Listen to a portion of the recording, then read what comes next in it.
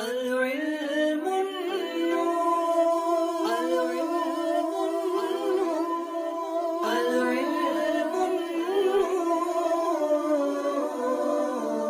علم نور ہے علم نور ہے علم نور ہے علم نور ہے الرحمن الرحیم الصلاۃ والسلام علیک یا رسول اللہ الصلاۃ والسلام علیک یا نبی اللہ الصلاۃ والسلام علیک یا حبیب اللہ وعلی آلک و اصحابک نور اللہ صلی اللہ تعالی علیہ وسلم۔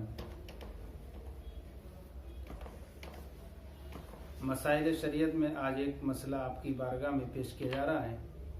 آج کا مسئلہ یہ ہے، کیا بچے کو دودھ پلانے سے وضو ٹوٹ جاتا ہے یا نہیں؟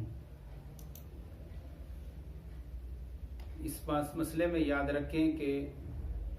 بچے کو دودھ پلانے سے وضو نہیں ٹوٹتا ہے کہ جو رطوبتیں پاک ہوں ان کو نکلنے سے وضو نہیں ٹوٹتا۔ اعلیٰ حضرت امام اہل سنت الشاہ امام احمد رضا خان رضی اللہ تعالیٰ عنہ ارشاد فرماتے ہیں، فتاوی رضویہ جلد اول صفحہ نمبر 440 پر ارشاد فرماتے ہیں، جو چیز عادتاً خارج ہو اور وہ ناقص نہ ہو تو اس سے وضو نہیں ٹوٹتا ہے،